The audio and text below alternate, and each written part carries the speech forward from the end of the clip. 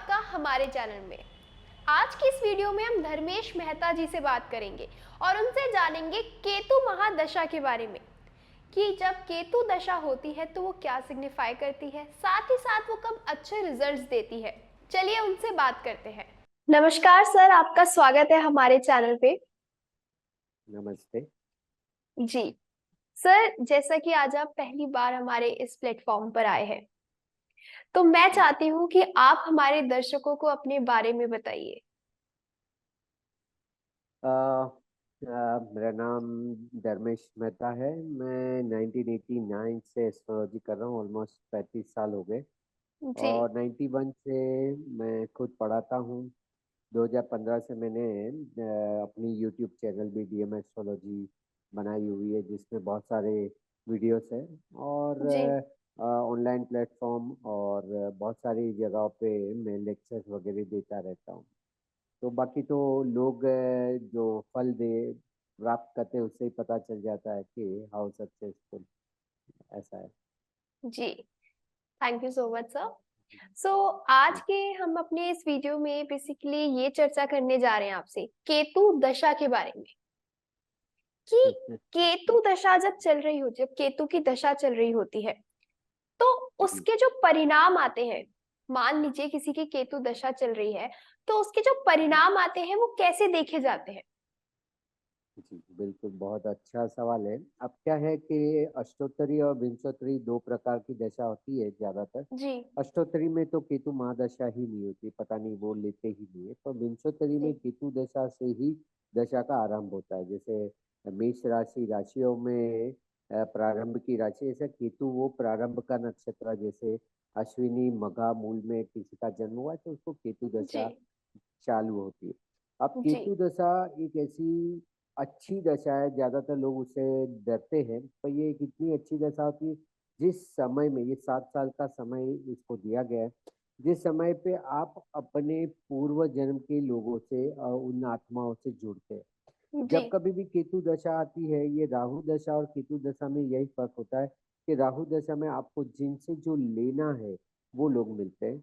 और केतु जी। दशा में आपको जिनको भी कुछ देना बाकी, जिसे हम पेंडिंग कर्मा या हमारा जो भी कुछ शेष बच जाता है, जी। लेन-देन, तो ये जो देना बाकी होता है, वो लोग मिलते हैं। ज़्यादातर केतु दशा में लोग कहते हैं कि भई हमारा ये पैसा लेके चला गया, मैंने ये बिज़नेस किया, उसमें नुकसान हो गया।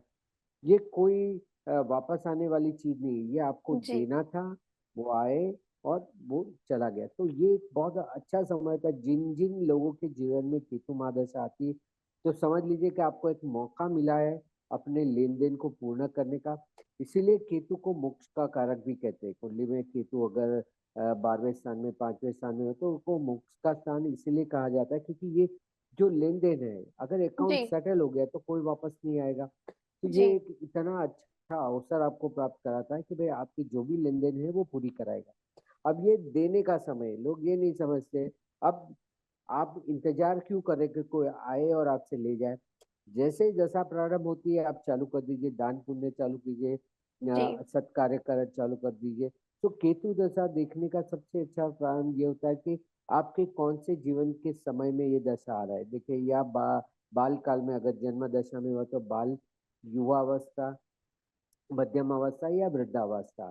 तो जी। इनमें से कौन से समय पे आपकी सबसे ज़्यादा ज़रूरत क्या है? जैसे होता है बचपन में माँ-बाप की ज़रूरत होती है, फिर युवावस्था में हमारे लिए शिक्षा की आवश्यकता होती है, तो उससे जुड़े हुए जो कार्य है, वो आपको जी। करना है।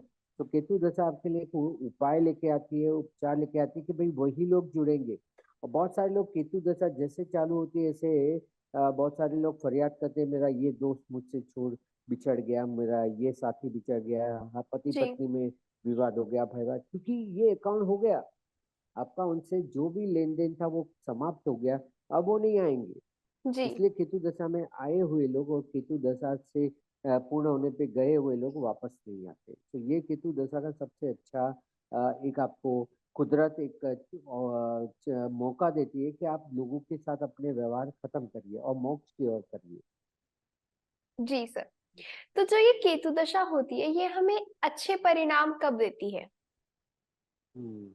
अब देखिए जैसे मैंने कहा अगर कि मघा, अश्विनी मघा मूल नक्षत्र में अगर जन्म है जिसको हम गंडमूल के भी नक्षत्र कहते हैं, तो आपको शांति करानी है। अगर केतु जी दशा में जन्म है तो आपको ये दशा अच्छी नहीं जाएगी। प्रारंभ की जन्म की दशा अगर केतु होगी तो नहीं जाएगी, क्योंकि आप अभी अभी जिनसे बिछड़े, पिछले जी जन्म में जिनसे बिछड़े उन्हीं के साथ वापस जुड़े, मतलब वही जी परिवार में आपका जन्म हुआ है, पुनर्जन्म हुआ है, उन्हीं लोगों के साथ है। तो अब जी आपको जितना भी पूरे 7 साल में से 6 साल 5 साल जो भी बचे हुए भोग्य काल है, उसमें उनके साथ व्यवहार खत्म करना है।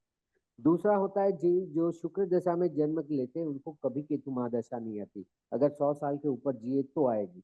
तो ये दशा उनके लिए शुभ जाती है जिनका जन्म बुध महादशा में जन्म हो, जिनको ये दूसरी आती है, जिनकी गुरु महादशा में जन्म हो, और जिनका मंगल महादशा में। ये 3 महादशा में जो लोग जन्म लेते हैं, चाहे बुध की महादशा में हो, गुरु की महादशा में हो, या जी मंगल की महादशा में, इन दशाओं जी में जो लोग जन्म लेते हैं उनके लिए केतु की दशा बहुत अच्छी आती है। मतलब कि अच्छे लोग उनको जुड़ेंगे, वो खुद स्वयं से अपने लिए अच्छे कार्य कर पाएंगे, आध्यात्मिक में, स्पिरिचुअलिटी और आध्यात्मिक में आगे बढ़ पाएंगे, और अपने आत्मा को उच्च स्तर पर ले जाएंगे। क्योंकि केतु कभी भी कहते भौतिक चीजों का नहीं है कारक। तो इस दशा में क्या है, आप स्वयं ही चीजों को छोड़ देंगे।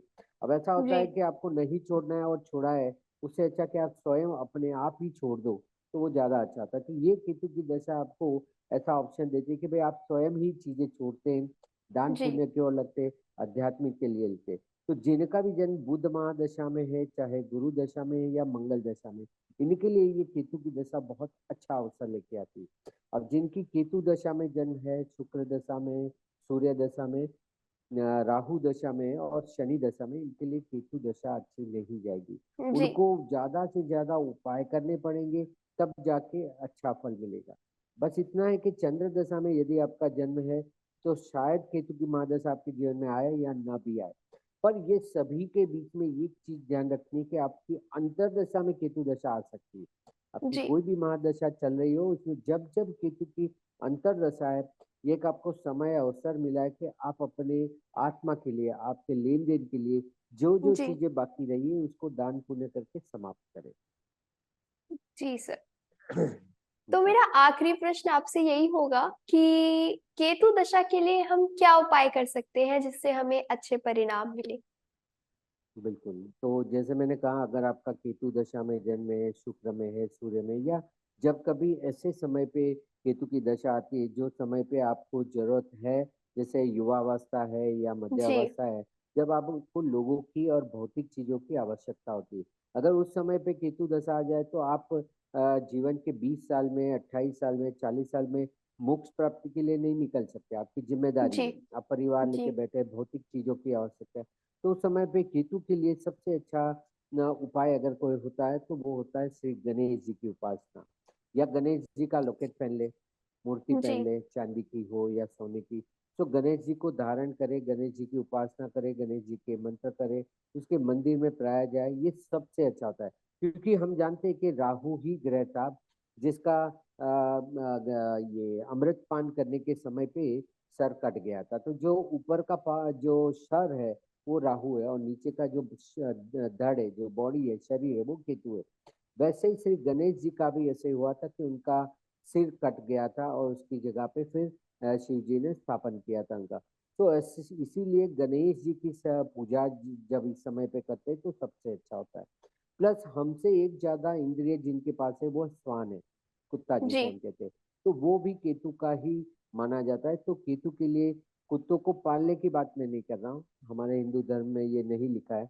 तो कुत्तों जी को खिलाए, कुत्तों को जहाँ पे भी रखड़ते हुए कुत्ते हैं जो भटकते हुए, उनको खिलाए, उनको पाल पोसे, उनको कभी भी हानि ना पहुंचाए। मैं देखता जी हूँ बहुत से समय पे ये लोग पत्थर मारते हैं या जी कुत्ते को जी भगाते हैं, ऐसा नहीं करना हम्म चाहिए। हम सब जानते हैं कि जब पांडव स्वर्ग रावण कर रहे थे, सिर्फ कुत्ता ही स्वर्ग के द्वार पे पहुंचा था, क्योंकि वो मोक्ष का कारक है। तो जी इसके लिए आप जितना श्री गणेश जी की उपासना करें, मंत्र जाप, कोई भी मंत्र, ओम गम गणपति नमः, या गणपति जी का कोई भी पूजा पाठ करें, उसके मंदिर में रोज दान पुण्य करे, दर्शन करे, और कुत्ते को रोटी खिलाए या उसका पालन पोषण करें, इतना आप करें तो आपके लिए बहुत अच्छा होगा। बाकी केतु का जाप करे, केतु की दान पुण्य करे, वो तो अलग से है। और ये 2 चीज़ों का ज़्यादा से ज़्यादा प्रभाव पड़ता है और इससे आपके कर्म भी अच्छे होते हैं। तो ये महादशा चल रही हो चाहे अंतर्दशा चल रही हो, आप ये उपाय करिए केतु के लिए तो बहुत अच्छा फल मिलेगा। जी सर। जी, धन्यवाद सर आपका। आपने जो भी हमें जानकारी दी और बहुत अच्छे तरीके से, बहुत सरल तरीके से हमारे पूरे कॉन्सेप्ट को क्लियर किया।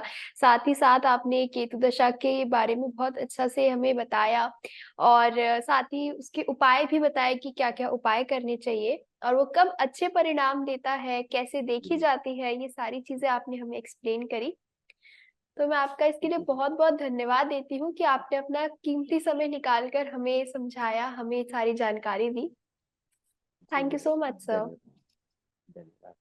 Thank you sir. ये थी हमारी आज की चर्चा धर्मेश मेहता जी के साथ। अगर आपको हमारी ये वीडियो पसंद आई हो तो हमारे चैनल को सब्सक्राइब करें, साथ ही साथ हमारे एप्लीकेशन को इंस्टॉल करें जिसमें 50 से भी ज़्यादा कोर्सेज अवेलेबल हैं।